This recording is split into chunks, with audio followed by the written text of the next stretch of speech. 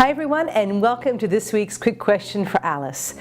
This week's question came to me around the importance of leadership, and the question was, Alice, how do I develop my leadership skills? I'm beginning to bring more and more people onto my team, and I really want to be able to inspire them to really follow the vision of the company and also make sure things do get done. Great question. Now, when I began to think about this question, what came to me was the whole theory of the domino effect. And I'm going to call this video the leadership domino effect. You know how a domino effect works. You click the domino and all the rest of the dominoes then fall into line. That is what leaders do. So you are the beginning of this domino effect. How you influence, how you communicate, the actions you take and the responsibility you take make all the difference. And there are 10 things I want to talk about. Yes, 10 things that I want to talk about that'll really make you a strong leader and bring to your forefront what you need to keep in mind. The first is the importance of taking 100% responsibility for the results in your business. What I mean by this is if you're not taking 100% responsibility, nobody else in your company will. You must be the one who says, I am responsible for these results. I'm responsible for the clear communication. I'm also responsible for the action. I'm responsible for the energy, the attitude, and the results. If they're not happening, look at you and say, am I doing it? If you're not doing it, you're creating a ripple effect, you're creating a domino effect around your company. So you must be the standard. You've got to be the highest standard for your room. You've got to be the highest standard for your trainings. You've got to be the highest standard for your business. You've got to be the highest standard in your life. If you're not living up to that standard, everyone else won't have the benchmark of what is possible. So you need to make sure you're taking 100% responsibility for you first in your communication, your actions, and your results. Number 2, you need to make sure you start to delegate.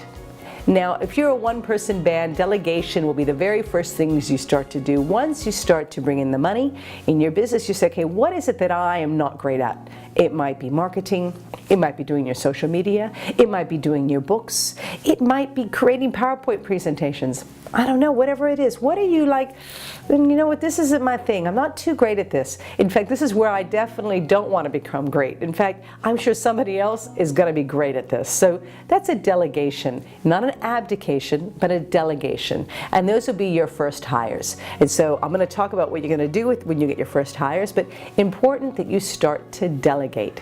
Okay, if it's not building your business, then you delegate it out. Okay, number 3. Everyone who works with you and for you needs to know what their absolute specific responsibility is.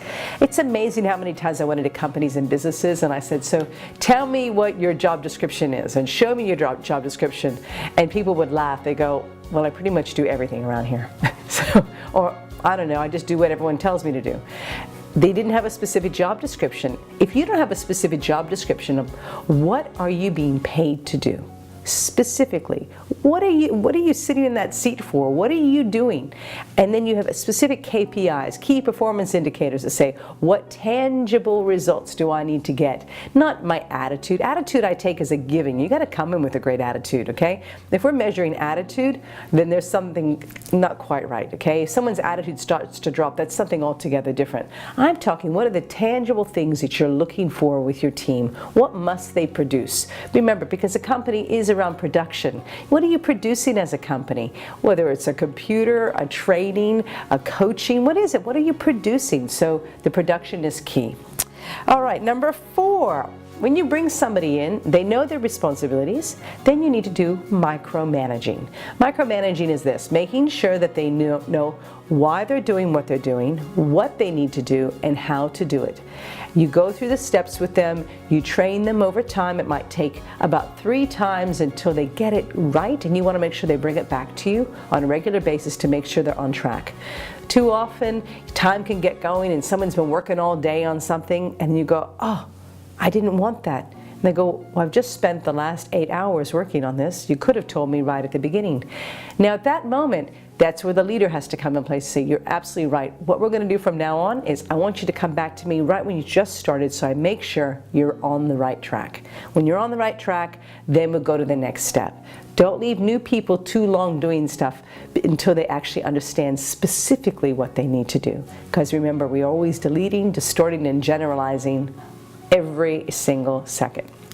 All right, after you've been micromanaging, as I said 3 times, you get that convincer happening, they can do that role. You're going to do step 5, which is you're going to begin macro managing, which is just touching base. How are you going with that project? How are you going with those phone calls? How are you doing with the sales specifically? And you want to find out their specific outcomes and what their action steps are. What are their outcomes, and then what are their action steps to get there? Not what are their action steps and their outcome. Remember, we always start with the end in mind. All right, number 6, results. What are results? Results are not what is being said. Results are what has been done and been produced, so the tangible. Many times I see leaders listening, oh, my team's doing great. I'm going, well, how specifically? Well, there's a lot of energy going on around the business. And what are the tangible results? A lot of talking is a lot of energy. A lot of talking is a lot of air. We got to get down to the matter of things, which what are the tangible results that are allowing your business to produce and create and evolve? So that's very important. So what are the tangible results? All right, number 7. Remember, you're only a leader when someone is following you.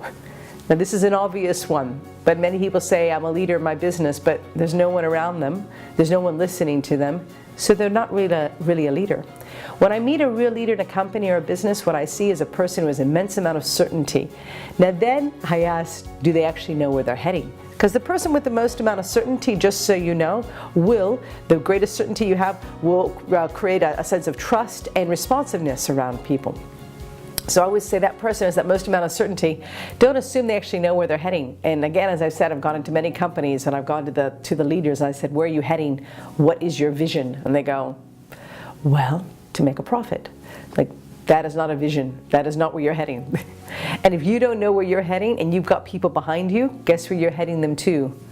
To the nowhere land, to the no-go-where land. You're heading them, I don't know where you're heading them. You're not heading them anywhere because you don't know where you're heading. So if you're the true leader, you've got to have that absolute certainty, and your role is to ensure you know where you are going and you're clear on your outcome. All right.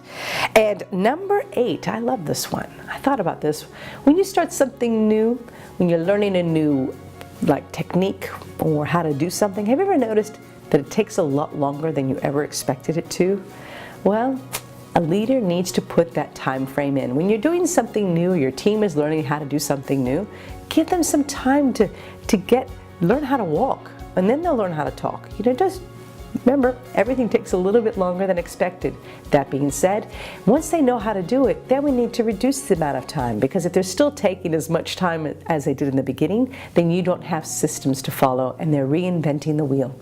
So at the beginning, more time, and as it goes through time, should be less and less time, because your systems are now being replicated and they are sustainable for your business. All right, and number 9, remembering a very important rule of Robert Cialdini, whose book Influence is an absolute must for you to read. And this rule that he talks about, this principle that he talks about, is the Law of Scarcity. Very powerful law, very powerful rule. Now this rule all states that scarcity will drive behavior faster than anything. And there's 2 major scarcities: the scarcity of time and the scarcity of money and or power.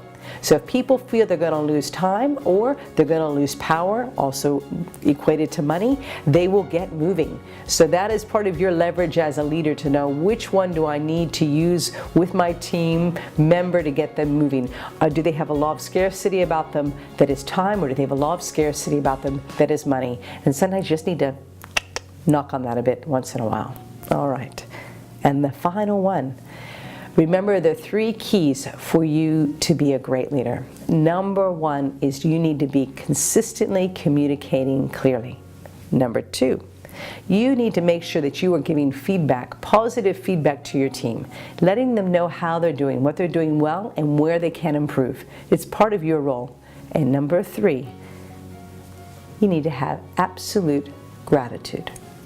Absolute gratitude for this opportunity that you're taking to build a business, to really drive your vision, inspire others with this vision, and it is a very humbling and gracious place to be.